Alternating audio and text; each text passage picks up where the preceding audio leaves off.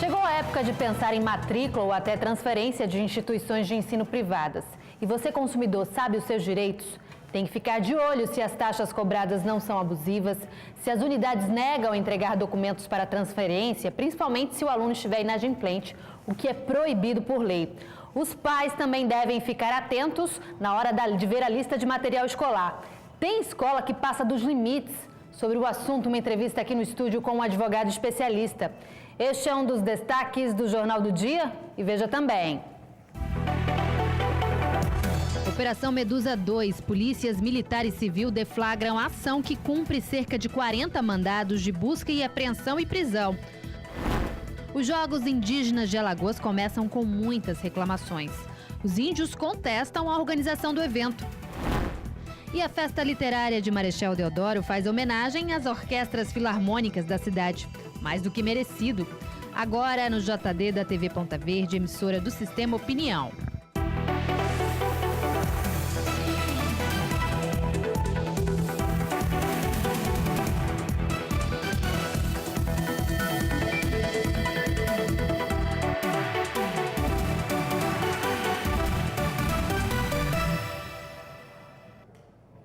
Boa tarde.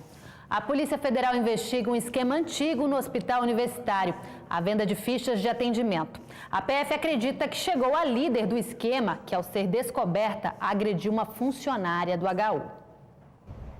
O esquema já vinha sendo investigado pela Polícia Federal.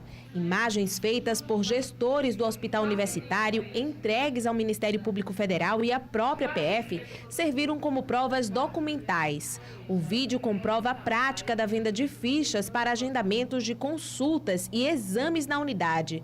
Uma mulher foi identificada como líder do esquema. Foram apreendidas com elas, com essa pessoa, cópias de documentos de pacientes que estavam na fila para atendimento, para agendamento de consultas e exames na data de ontem.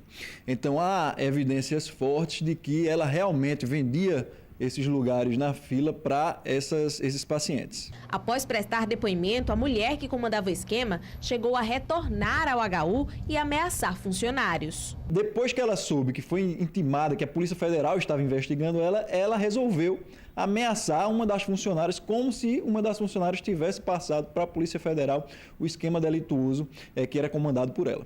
Com a suspeita, a Polícia Federal encontrou materiais que demonstram a venda ilegal dos agendamentos no HU.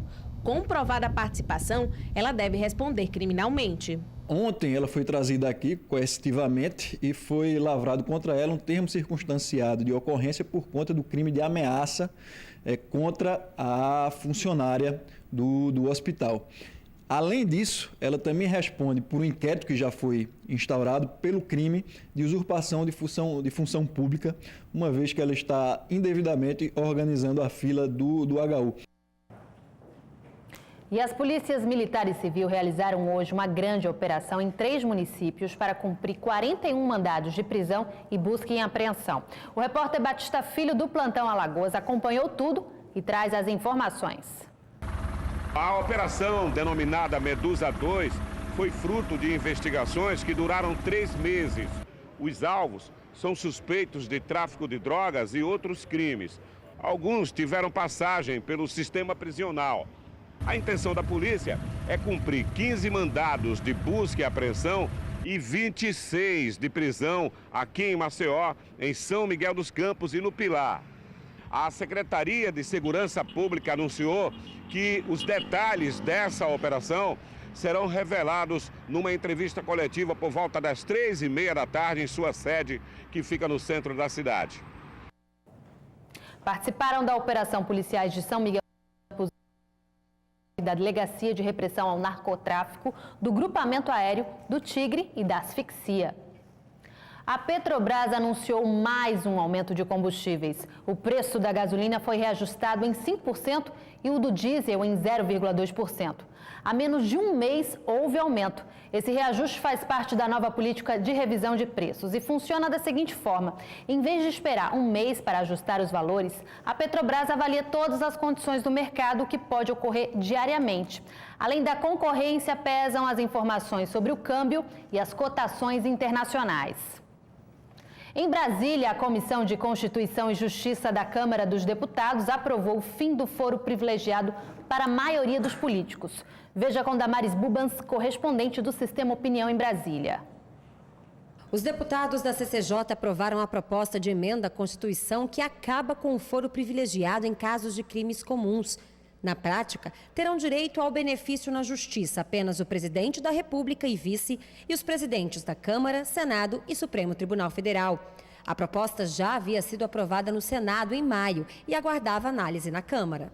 Com a aprovação na CCJ, a proposta agora vai para uma comissão especial, criada exclusivamente para analisar a PEC. Só depois ela segue para o plenário, onde precisa passar por votação em 2 turnos. Paralelo ao processo aqui na Câmara dos Deputados, o Supremo também analisa uma proposta sobre o tema.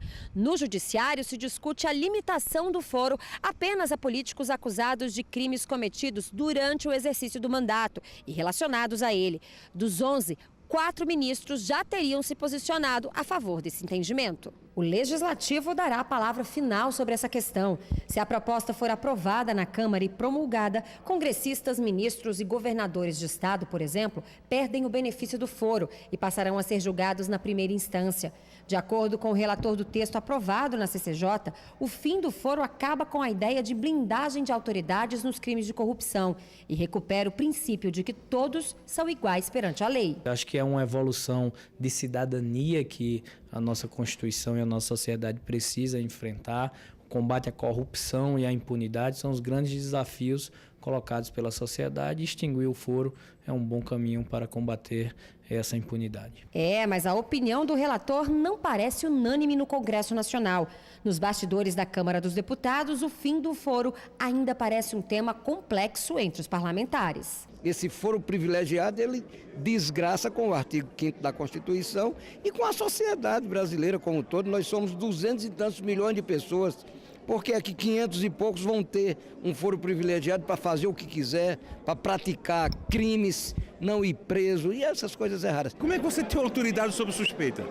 Você tem um prefeito da sua cidade que você entrega o dinheiro a ele e ele está sob suspeita e não é julgado porque ele é privilegiado, o foro dele? Não, não pode. Se a gente não pode, por exemplo, diminuir, apequenar por querelas locais, você tem que ter uma proteção que aí seria discutir que tipo de julgamento seria esse, mas por outro lado, você não pode ter o privilégio dessas pessoas não serem julgadas.